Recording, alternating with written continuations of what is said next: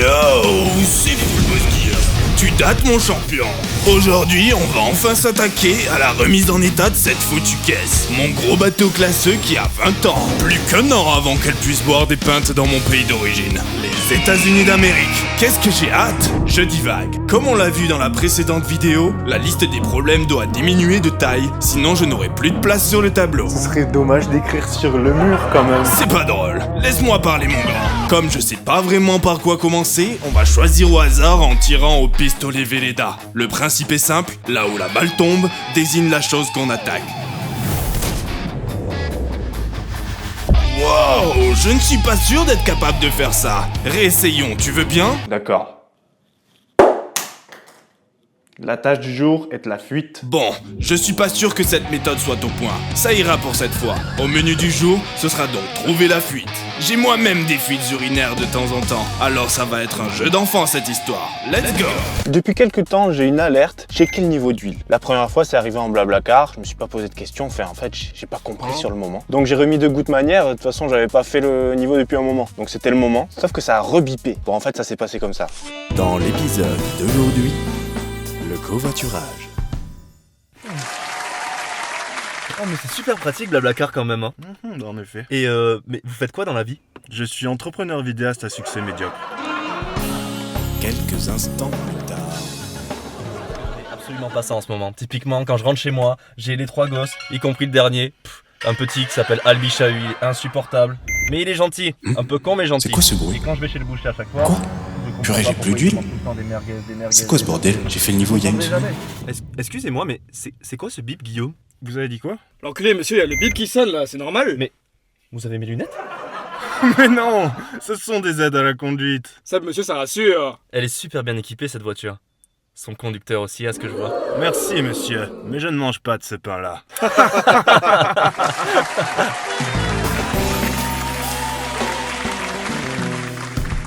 Fin alternative. Elle est super bien équipée cette voiture. Son conducteur aussi à ce que je vois. Merci monsieur. Vous êtes très charmant également. Vous faites quoi ce soir? Embrassons-nous? Cette fiction vous a été proposée par Fullboss Guillaume. Donc depuis quelques temps, je remets de l'huile régulièrement. J'ai un bidon derrière là, je remets 2 litres tous les 1000 km à peu près. Donc c'est plus que normalement. Et j'ai eu la confirmation quand j'ai le pneu qui a explosé. En fait, j'ai la VAR. Le moment où la voiture monte sur la dépanneuse, il y a du goutte à goutte et c'est clairement de l'huile. Donc ensuite j'ai regardé sous le capot et ouais, j'ai une fuite. Une voiture, pour qu'elle fonctionne, a besoin de 3 choses. Du carburant, de l'air et un truc qui comprime. L'huile sert en partie pour le dernier, c'est-à-dire que plein de pièces sont en mouvement pour comprimer de l'air. Et l'huile sert à permettre ce mouvement. Sans lubrification, ton moteur chauffe, s'abîme, et c'est tout simplement ciao.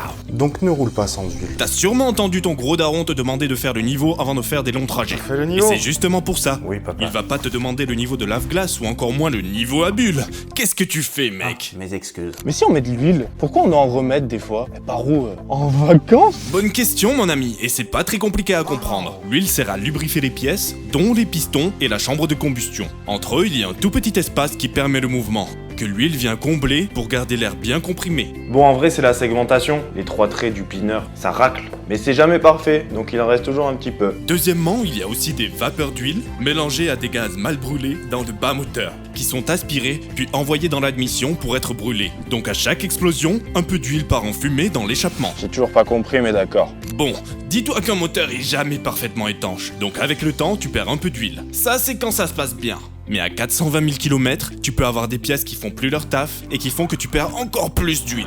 Du genre? Merci de le demander, mon champion. C'est moi le champion? Ça peut être des joints usés, des pièces qui ne filtrent plus bien les gaz, un turbo qui fatigue, etc., etc. Si tu vois que tu dois remettre plus souvent de l'huile dans ta caisse qu'avant, je te conseille d'ouvrir ton capot, de t'abonner et de regarder si t'as pas un joint cassé.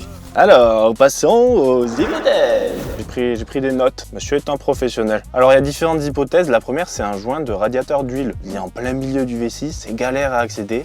J'espère que c'est pas ça, parce que là, on parle d'une vraie opération qui coûte bien cher en garage. Peut-être qu'un jour, on y passera. Je me le souhaite pas. Et puis, logiquement, ça a déjà dû arriver. C'est une maladie connue. Logiquement, ça arrive avant 200 000 km. Je vous rappelle le kilométrage de mon véhicule, 430 000. Donc, je pense que c'est déjà arrivé. Mercedes avait changé la ref de joint. Qu'en gros, c'est des joints qui ne faisaient plus leur taf. ils ont changé la couleur. Les joints sont passés de vert à violet. Je pense que c'est ça qui a tout changé. Évidemment, c'est la couleur. Moi, je pense que depuis, je dois avoir de la nouvelle ref, mais on sait jamais. Peut-être qu'un jour, ça va m'arriver. Hein. Le deuxième, c'est le joint de cache-culbut. Truc classique de voiture, quoi. Avec le temps, le joint de cache-culbut fuit. Voilà, c'est assez facile à voir. En plus, c'est en haut du moteur. Le troisième truc connu sur l'OM 642, c'est le reniflard d'huile, le tuyau PCV. En gros, c'est ce qui aspire les vapeurs d'huile et les gaz mal brûlés du bas moteur et ça les remet dans l'admission juste avant le turbo. Il y a un petit tuyau, il y a une pièce qui justement filtre huile et gaz. Sauf que je l'ai déjà eu ça. Donc logiquement, non, ce n'est pas ça puisque je l'ai déjà changé. Prions pour que ce soit pas ça. C'est assez facile à checker. On va le checker. Quatrième truc, bon, c'est le turbo. S'il y a un peu de jeu, il peut y avoir de l'huile qui coule par là. La dernière fois que j'avais regardé, j'avais touché manière. Je l'avais un peu tripoté, le turbo. Aucun jeu. Comme neuf. Le Garrett là, qualité. Je pense pas que ce soit ça. Cinquième, c'est le joint SPI. Donc c'est tout en bas du moteur. C'est entre la boîte et le moteur. Il y a aussi un joint SPI à l'avant du moteur. On va pas checker. Je n'ai pas envie. Et je vais juste prier pour que ce soit pas ça.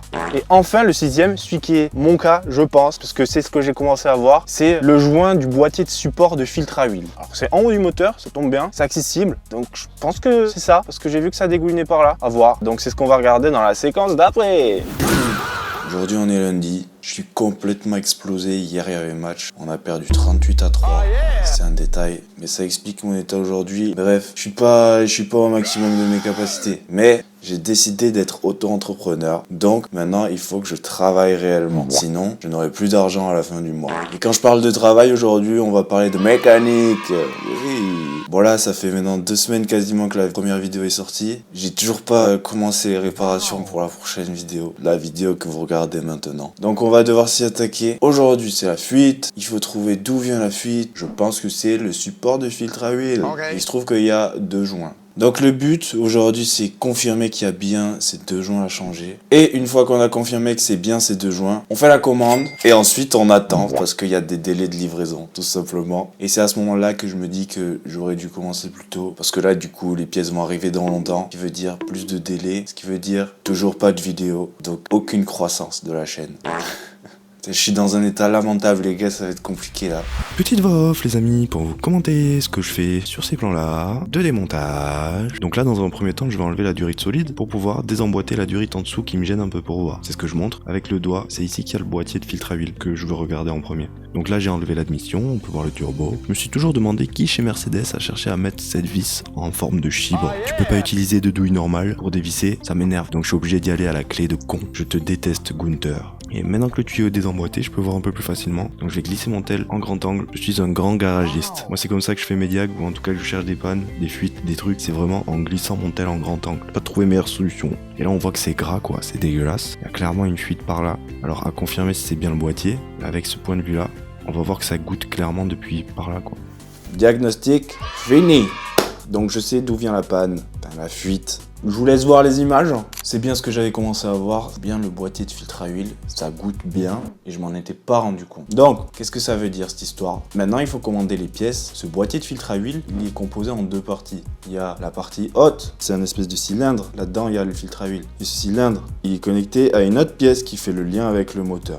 Et donc ces 2 pièces forment un sous-ensemble. Ces 2 pièces, elles sont liées avec des vis et il y a un joint entre les deux. À cet endroit-là, ça fuit. Je l'ai vu en me dégageant de la place, j'ai bien pu confirmer que de l'huile fuyait à cet endroit. Et deuxièmement, ce gros sous-ensemble formé de 2 pièces, il est lié au moteur. Pareil, il y a un joint pour faire étanchéité. Et là aussi, ça fuit parce que vraiment, c'est fixé avec 4 vis et la vis du bas là, en dessous là, c'est noir quoi. C'est vraiment plein de merde et qui a coulé maintenant partout, jusque en bas là. En bas là. Bref. Bon, qu'est-ce qui se passe? On a trouvé les pièces. J'ai ce bon vieux Autodoc. Je pense que je vais pas chercher plus loin. Je vais prendre la même marque pour les deux. Le Docteur Moteur Automotive. J'adore. Donc on va prendre ça. Ça coûte pas cher. J'ai strictement aucune idée de si c'est une bonne ou une mauvaise marque. C'est parti. Le bricoleur peut-on le faire? Le bricoleur, oui, on peut. Bon les gars, où est-ce qu'on en est actuellement? Tout ça là, c'était dégagé. J'ai enlevé le piping. Bon les gars, j'ai pas une bonne nouvelle. Ça là, je n'ai pas le bon outil. Je n'ai pas la bonne douille. Il me faut un truc 12 pans. Moi j'ai que des clés classiques quoi, des trucs hexagonaux. Quête secondaire, va falloir acheter ça. Bon, l'avantage quand t'as 2 caisses, c'est que Tu peux utiliser l'autre pour aller acheter des outils.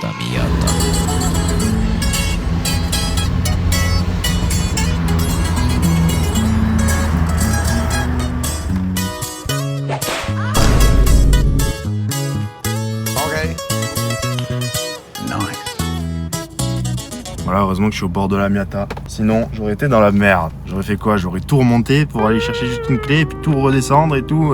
Relou. Ça a l'air super. Bon, bah on est reparti, hein. Courroie enlevée. Bon, maintenant, il va falloir s'attaquer à la suite. C'est là, c'est là, et là. Et après, là. Bon les gars, là c'est le moment où je regrette de pas avoir fait des trucs avant de garer la caisse. Ce truc là, c'est un cache qui était juste là. C'était galère à enlever. Et ensuite, fallait enlever le cache de derrière. Et moi j'ai juste oublié de le faire, donc j'ai dû me glisser là. Pour enlever les vis.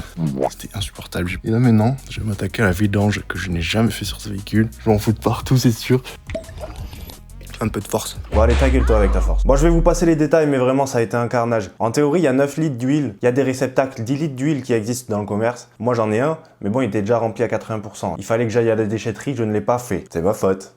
Donc je ne me plains pas, mais j'aurais quand même dû y aller. Je vous passe les détails. Ça a été un carnage. C'est peut-être la pire vidange que j'ai fait de ma vie. Et ensuite, après la vidange, j'ai pu enlever le bocal. Forcément pareil, la caméra a coupé, donc j'ai quasi rien comme contenu. Le diesel. On s'améliorera à la prochaine vidéo. Abonne-toi, promis, ce sera mieux.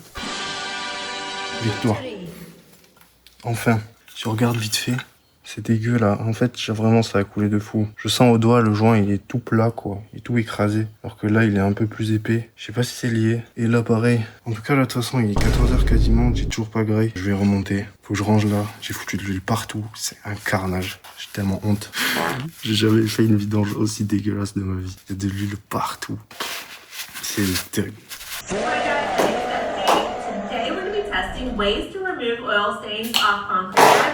J'ai envie de la nettoyer en premier, avant de vouloir démonter plein de trucs. Normalement, faut pas le faire en intérieur.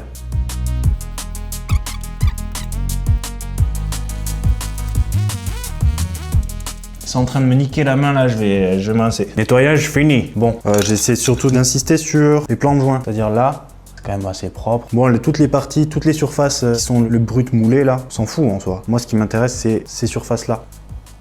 J'ai utilisé une méthode américaine. Non, pas du tout. J'ai utilisé ma méthode maison. D'abord, un peu de décapour pour essayer d'enlever le gras. C'est pas forcément la meilleure méthode, hein, mais c'est ce que j'ai à la maison, donc ça me coûte 0 €. Et ensuite, du nettoyer en frein pour essayer d'enlever les résidus et surtout à l'intérieur des rainures, là où il y a le joint, il y avait encore des saletés et je galérais à les enlever juste avec un chiffon. Donc, un peu de nettoyer en frein et franchement, ça a fait le taf. Bon, c'est pas parfait évidemment, mais bon, c'est suffisant pour moi. Je vais en rester là. Moi, il est déjà 17h. Faut que je finisse ça parce que j'ai un tournoi Mario Kart. Donc, il faut que je remonte tout avant 19h, on va dire. Faut que je m'y mette. Là, où est-ce que j'en suis? J'ai essayé de nettoyer le plan de joint. Maintenant, j'ai ma pièce propre. On va essayer de la glisser. Et après, on remonte tout. On est le lendemain, j'ai bien réussi à tout remonter.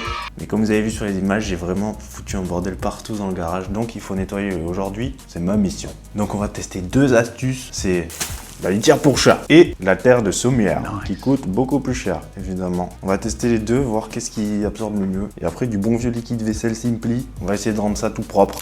J'ai vraiment fait n'importe quoi là. Il faut que je répare mes bêtises. Sinon, on va se faire virer de la GoPro. Genre, regardez. Il y a de l'huile partout. Bon les gars, on va tester une première méthode, la litière pour chat. Le principe est simple, en gros, t'en fous partout et t'attends. Je vais mélanger un peu avec un balai. J'ai pas de balai brosse, c'est peut-être un problème. Waouh, regardez ce mec. Il a l'air clairement de pas savoir ce qu'il fait avec cette litière. Et encore moins avec un balai. Ce mec ne doit sûrement pas nettoyer sa chambre régulièrement. Je n'aimerais pas être sa copine. Oh, nouvelle tentative de produit? Qu'est-ce que c'est que ça? La terre de sommière? J'aimerais bien savoir comment on l'utilise. Est-ce que tu veux bien nous expliquer, s'il te plaît? Ah mais non, tu ne sais pas ce que tu fais. Donc je vais m'en charger. La terre de sommière est une poudre beaucoup plus fine que la litière pour chat et est capable d'absorber beaucoup plus de matière pour un poids équivalent. Le mec que vous voyez à l'écran met clairement beaucoup trop de poudre. Haha, ça y est, il vient de se rendre compte qu'il a mis trop de poudre, donc il en récupère pour en mettre ailleurs. Là, il teste sur d'autres tâches. On va voir comment ça se passe. Et ensuite, il va voir la grosse tâche, celle où il y a le lac d'huile. Il essaie d'en mettre, frotte, tant bien que mal. Et le résultat reste le même. Cette tâche va rester à l'infini, c'est certain. Désolé Nicolas, nous allons perdre la caution. Oh, ce mec est en train de nettoyer la terre de sommière préalablement installée au début de la vidéo. Il va mettre 800 ans à balayer tout ça.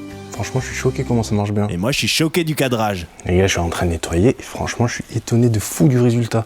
La terre de sommière, c'est une dinguerie. Mais regardez là, c'est la même zone. On dirait qu'il y a juste eu du sable, tu vois. Et je vais finir de balayer et une fois que tout sera balayé, ce sera mais nickel en vrai. C'est insane. Bon bah ça y est, on peut dire que c'est réparé. Bon, ça a été assez compliqué, mais c'est en grande partie ma faute parce que je m'y suis mal pris. Ça me fait une leçon pour la prochaine fois. Juste anticiper, comme plein de trucs dans la vie. Mais bon, au moins c'est fait. Maintenant je suis content, j'ai plus de fuite. En tout cas pour le moment. J'ai pas encore fait de long trajet. Si vous voulez voir la suite en fait, venez sur Instagram, je vais sûrement faire quelque chose là-dessus. Donc venez. Super. Mon Insta, c'est ça. Il est aussi en description. Venez, vraiment, vous aurez plus d'infos, plus de contenu, ça va être bien. Donc franchement, je suis content, j'ai enfin réglé ce problème-là qui tire depuis des mois. Enfin, quoi. La fuite n'est plus... Yes. Oui. Hourra. Non, franchement, je suis soulagé de fou. Donc ça veut dire que je peux faire quelque chose sur ce tableau. Ça faisait longtemps. Voilà. Viens là. Viens là. La vie mérite d'être vécue désormais. Bon, il me reste encore pas mal de trucs. Mais ça, c'est dans la prochaine vidéo. Alors, abonne-toi et lâche un like aussi pour le référencement.